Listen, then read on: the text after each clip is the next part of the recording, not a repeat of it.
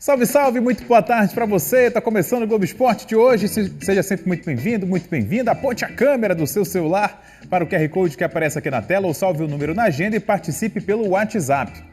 A gente abre a edição de hoje com o Paysandu, que enfrenta o Criciúma na segunda-feira, na volta do Papão a Curuzu. A maratona de jogos acabou, mas o prejuízo ficou. Após a diretoria vir a público se explicar sobre a má fase do Paysandu, foi a vez do preparador físico. Isso porque o torcedor mais leigo pode se perguntar: como o time pode estar tão cansado assim? Renan Lima explica. Por isso que o futebol ele tem um desgaste muito grande. Porque o atleta ele faz em torno de 10, 11, pegaram toda uma carga de jogo 12 quilômetros, eles fazem 10 a 12% disso em alta intensidade. Só que o que realmente mais preocupa no futebol é a intensidade que ele põe naquela partida e o pouco tempo de recuperação entre uma partida e outra. Então, como são ações que têm uma demanda mecânica muito forte, se o atleta não tiver pelo menos 48, 72 horas ou mais para recuperar, ele não consegue fazer isso em diversas vezes. E os erros individuais cometidos nos últimos jogos representam mais do que as falhas técnicas. Evidenciam quanto o time está desgastado. E não apenas fisicamente. Buscar a vitória faz parte da nossa personalidade, da nossa identidade. Então, quando a gente não conquista alguns resultados que a gente acredita que tinha condição de conquistar alguns resultados, isso tem um estresse mental muito forte. Porém, o desgaste mental é consequência do principal problema: o calendário. No momento mais crítico da temporada, com 4 competições simultâneas, os bicolores disputaram 16 jogos em 58 dias. Vários deles com direito a viagens e logísticas que não são favoráveis. Na última semana, o Paysandu chegou a ter 8 jogadores machucados em uma série de jogos fora de casa. Sem opções no banco, era o jeito ir para o sacrifício. A gente pegou sequência de jogos onde a gente não tinha 3 dias de intervalo de um jogo para outro. Então, um atleta que sentiu uma dor de um jogo, muitas vezes ele estava viajando para a gente averiguar na viagem se ele ia ter condição ou não, né? Então, assim, eu poderia te citar aqui 3 casos facilmente aí do jogo do Bahia para cá para o Novo Horizontino, que foram atletas, que não vou citar nome, mas assim, atletas que eles chegaram até a pedir para jogar, mas sabendo da importância do jogo, sabendo da condição que a gente tinha de enfrentar esse adversário e tentar buscar uma vitória, mas atletas que a gente tem que ponderar algumas situações, porque a gente não pode perder eles para a sequência maior da temporada, né? E após uma longa e dura sequência de jogos a cada 3 ou 4 dias, pela primeira vez em pouco mais de 2 meses, o Paysandu vai ter uma semana inteira para se preparar e, principalmente, recuperar quem está no limite físico. Porém, Renan deixa claro que a recuperação de cada jogador é um caso diferente e que nada acontece do dia para a noite. A gente sabe que tem alguns atletas que ainda têm espaço para um treino mais intenso nessa semana. Por outro lado, tem alguns atletas que a gente vai ter que segurar uma sessão a mais, 2 sessões a mais.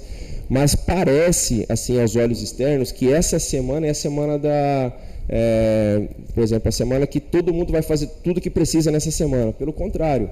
É uma semana onde nós temos que ter muito cuidado, porque faz muito tempo que a gente não treina, né, com qualidade. Se a gente não tiver um bom controle, se a gente não tiver um bom conhecimento da causa que nós vamos enfrentar agora, nós podemos ir para um caminho totalmente errado.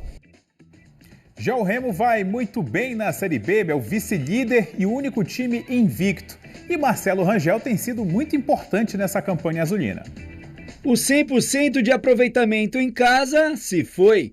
Depois de 4 vitórias no Mangueirão, o Remo acabou empatando em 1-1 com Volta Redonda, equipe que até então estava na zona de rebaixamento da Série B. E se alguém pensou que só por isso seria um jogo fácil para os azulinos... Série B é um campeonato extremamente complicado, difícil, independente da posição das equipes, né, dentro do campeonato. Todo jogo é complicado, todos os adversários eles têm qualidade, né? A gente vê isso no último jogo nosso.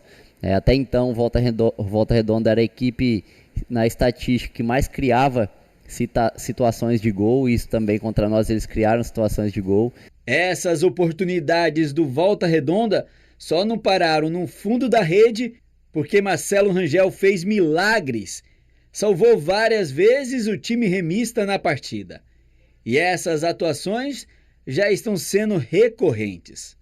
Dico, Edson Cimento, Vinícius, entre tantos outros goleiros, marcaram história no Remo. Atual dono da posição, Marcelo Rangel, vem sendo um dos destaques da equipe azulina desde a temporada passada e tem o desejo de deixar um legado no clube. Só fica marcado na história quem conquista, assim como os outros goleiros que passaram aqui e conquistaram grandes, objetivos, títulos, acessos.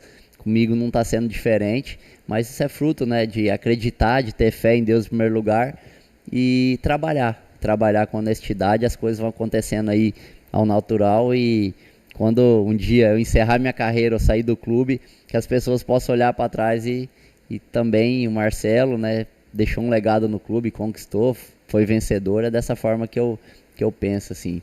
Na busca para marcar ainda mais um nome na história do clube, Marcelo Rangel mira o acesso para a Série A com o Leão, que não disputa a elite nacional desde 1994. Mas há um longo caminho pela frente. Neste domingo, dia 1º de junho, tem jogo contra o CRB no Rei Pelé e o time azulino vai em busca da primeira vitória fora de casa. Vamos enfrentar um grande adversário, um adversário que dentro dos seus domínios é muito forte, por tudo que eles vêm fazendo esse ano, Copa do Brasil também, que eles estão bem, na Copa do Brasil. Acho que é um adversário muito forte, que tem que ser respeitado, mas nós sabemos que se a gente manter o nosso padrão de jogo, tudo aquilo que a gente quer proposto para nós, a gente tem condições, absolutas de chegar lá e conquistar o nosso resultado. E seguimos com o Remo, que anunciou a contratação do atacante Davó, ex-Mirassol de São Paulo. O jogador tem 25 anos e chega ainda esta semana a Belém para fazer exames médicos e assinar contrato com o clube. E pela Série D do Campeonato Brasileiro, a Tuna ficou no 0-0 com o Independência ontem à noite em Rio Branco, no Acre. Pela sexta rodada da primeira fase, a Águia do Souza é a vice-líder do Grupo A1, com 11 pontos conquistados até aqui. E a gente vai do futebol para o atletismo. O paraense de Julianópolis, Elias Oliveira, vai disputar o Mundial de Tóquio no mês de setembro. A vaga foi conquistada com a seleção brasileira na prova de revezamento 4x400, disputados na China. Olha só. Sorriso de uma promessa que vem se concretizando.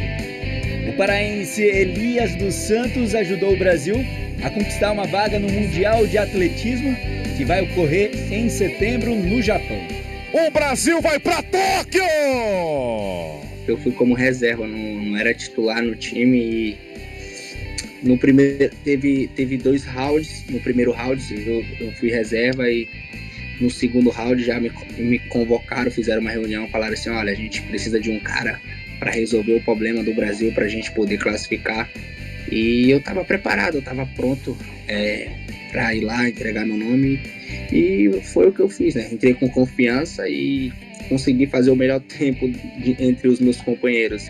Procurando nos nossos arquivos, encontramos uma reportagem do ano de 2012. É de um projeto social na cidade de Julianópolis, no sudeste do Pará, terra natal do Elias. Esse projeto foi criado por um tio e o pai do atleta. O nome escolhido?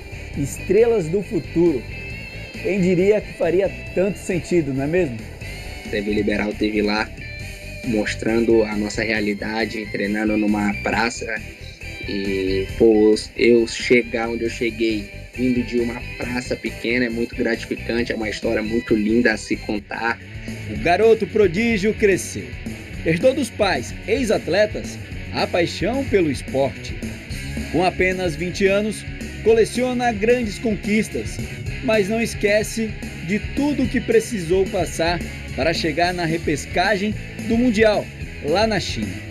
Teve uma pessoa que chegou para mim, Elias, como foi você correr naquele estádio lotado?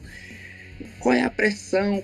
Teve pressão. Eu falei, pressão para mim é quando meus pais depositavam as confianças nele e em mim para mim chegar onde eu cheguei hoje e conseguir fazer tudo aquilo que eu fiz ali na China. Fiz uma marca muito significativa. Em uma dessas viagens para competir representando o Brasil, uma foi marcante não apenas pelo resultado conquistado. Torcedor do Paysandu passou por um lugar especial para os bicolores. A gente foi campeão sul-americano na Argentina, Mar del Plata, e na volta para o Brasil, a gente passou por cima da Bomboneira e foi um momento ali que eu chamei os meninos e falei, ó, o Paysandu já ganhou ali dentro do Boca Juniors, isso foi para poucos times no Brasil, então tem que respeitar o Paysandu. Mas a fase do Papão não é nada boa. Será que Elias toparia ajudar o time em campo? Se o Paysandu precisar de um atacante, o goleador, pode me chamar. Se ele precisar um atacante igual o Vinícius Júnior, igual o Bruno Henrique do Flamengo, pode me chamar que eu tô pronto para fazer acontecer. Olha, se ele é bom de bola, não sabemos. Mas nas pistas, Elias já demonstra ser um craque. Um exemplo de que a perseverança sempre vence os obstáculos e traz resultados para quem um dia apenas sonhava. Vim de uma praça, vim de um barro, chegar num palco daquele, representar o Brasil, não tem como explicar o tamanho da felicidade, né, que eu tô sentindo no momento.